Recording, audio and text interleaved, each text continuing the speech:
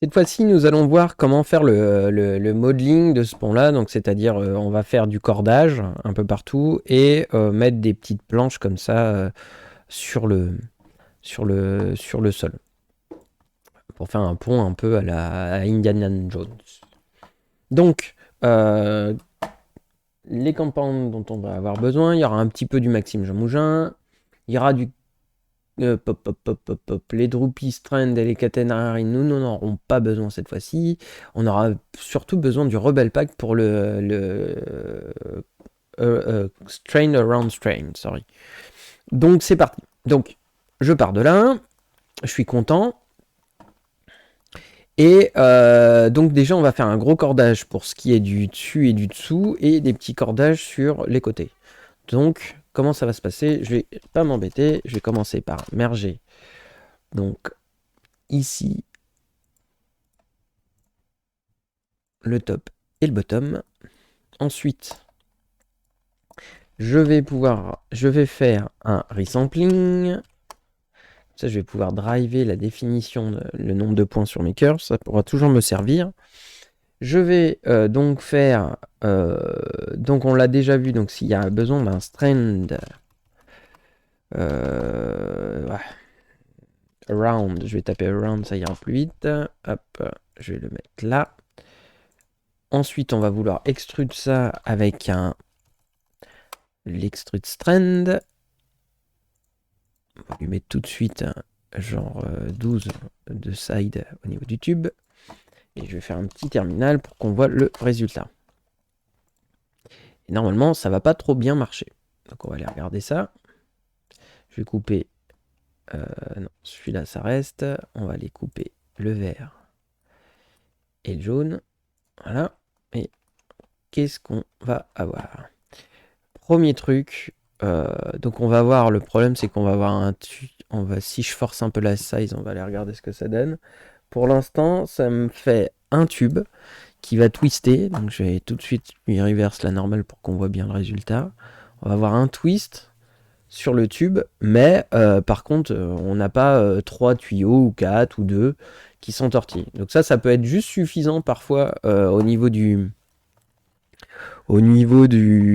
pour du texturing, et si on veut pas avoir avoir du modeling à l'intérieur là, avoir que sur le côté. Moi là, j'aimerais bien avoir un vrai modeling qui s'entortille. Donc il nous manque 2-3 trucs pour ça. Donc là, premier truc, set point size. Set point size, on l'a déjà vu. Hop, je lui mets make editable. Comme ça, je viens le setuper en float. Je mets 1 et bien. Je le mets là. Et voilà. Tac. Donc ça déjà, boum. Donc là, ça va aider. Donc là, c'est normal que ça pète parce que j'ai une size un peu hardcore. Et donc là, maintenant, ça va marcher.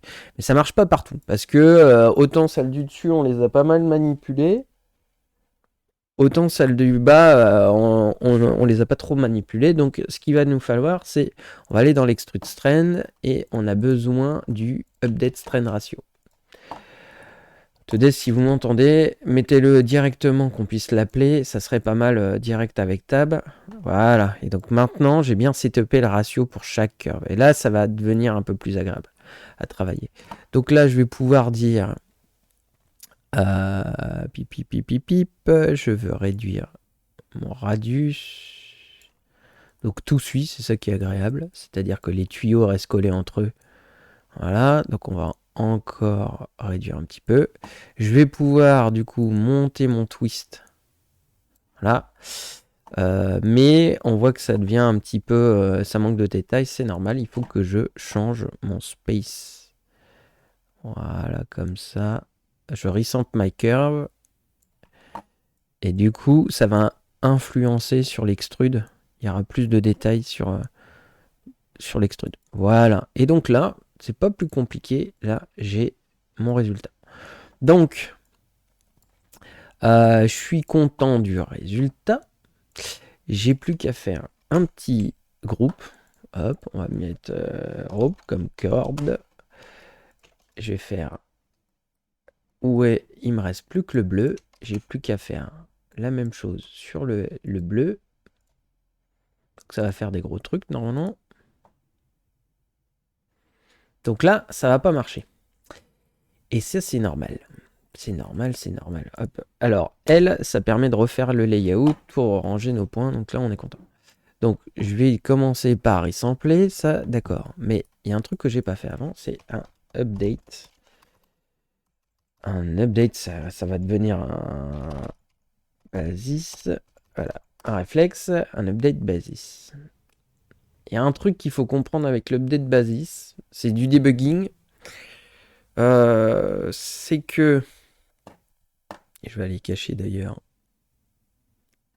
la couleur et je vais mettre... je vais le connecter dans le terminal aussi, hein, on va pas s'embêter. Voilà. Et voilà. Alors, donc, le problème que j'ai avec ça, c'est que potentiellement, ça m'est déjà arrivé d'avoir des problèmes de certaines curves ne s'affichaient pas, donc c'était un peu les boules. Et donc, ce que j'ai fait, c'est que il faut juste changer le up vector, et là, ça m'a débugué. J'avais bien toutes mes curves d'affichées. Donc bon, faut le savoir, c'est pas évident. Donc voilà, comme ça, vous êtes prévenus. Euh, Donc on est bon. On est bon, on est bon. En resample, on va réduire déjà un petit peu l'extrude.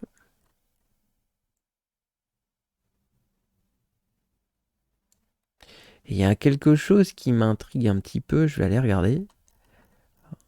Ouais, tout a l'air d'aller, mais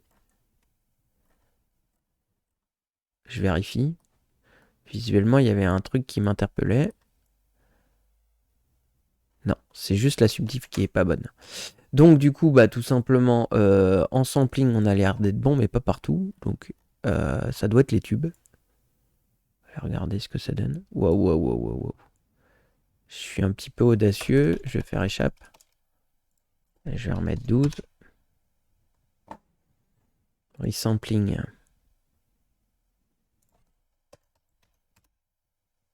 Voilà.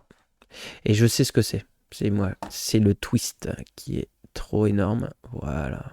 Donc là, voilà. C'est ça. C'était juste ça. Et on va réduire le radius.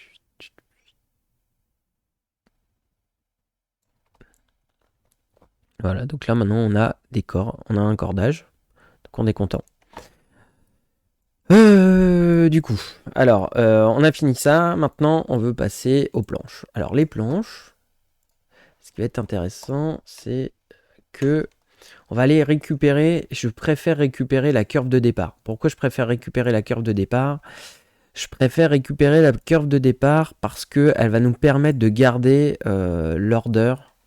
notre l'order au niveau des points qu'on va générer pour faire des petites planches. Ça peut nous servir. Ça peut nous servir pourquoi? Parce que là, ce que je veux faire, c'est mettre des petites planches tout le long. Et peut-être que je vais vouloir en décaler une sur 2 ou 3, en tout cas jouer sur l'order des indices. Donc si je veux faire ça, eh ben, il vaut mieux que mon ordre soit dans le bon sens. Parce que si je cater des points directement, il n'y aura pas le bon order. Enfin bref. Donc du coup, je vais aller récupérer ma curve d'origine qui est ici. Hop. Je vais faire un petit pass juste pour aller déporter un peu notre petite tambouille. Voilà. Et en fait, si je fais un point scope, un scope avec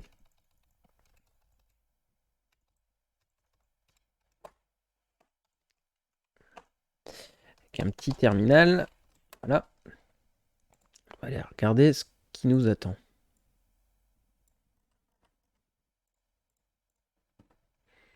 Alors, il y a juste dans le point scope à se mettre en color. Je vais mettre un petit rouge. Je vais mettre défaut size pour qu'on voit un petit peu. Donc là, du coup, j'ai des points. Donc là, je pourrais mettre déjà des planches en fait. Donc c'est pour ça que je montrais. C'est-à-dire que là, si je fais create instance, instance, hop, on va faire un petit create cube.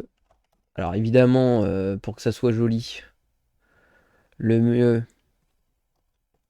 Donc, on va mettre juste cube. Le mieux, c'est d'avoir son propre petit modeling qu'on vient glisser hein, dans Bifrost.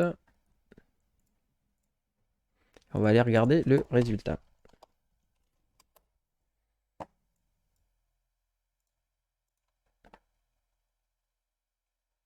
Allez, allez. Donc on va commencer par manipuler un peu l'objet. On va lui mettre... Voilà.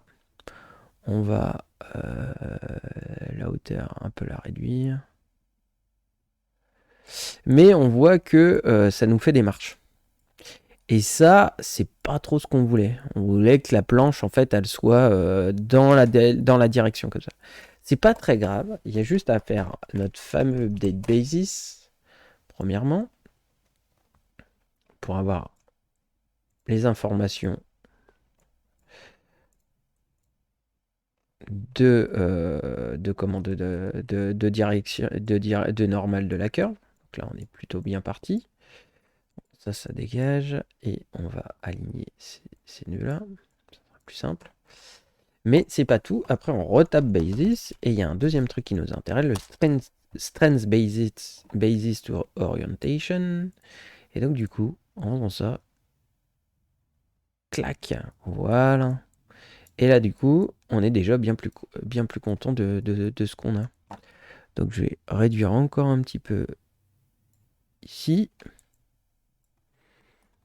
Et on va finir par... Donc là, je vais utiliser le mien parce que j'ai un petit peu la flemme d'utiliser le vanilla, mais j'utilise mon randomize point. Donc je peux le mettre avant ou après le create instance, ça fait la même chose, parce que comme c'est une instance, ce qui est lu, c'est les points et pas la géométrie des instances.